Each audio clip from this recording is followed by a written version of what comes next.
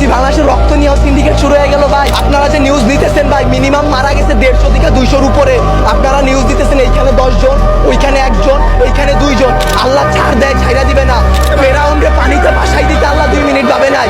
আমরা তো পাপিষ্ঠ জাতি, আমরা তো খারাপ জাতি, আমাদের ডুবাই দিতে আল্লাহ 2 মিনিটও ভাববে না। তারা 36 দিন পর তারা এনসিপি গঠন করে, তারা নির্বাচন চায়, তারা এই করে, তারা সেই করে, তারা বাংলাদেশের বালের উন্নয়ন করতে পারে না।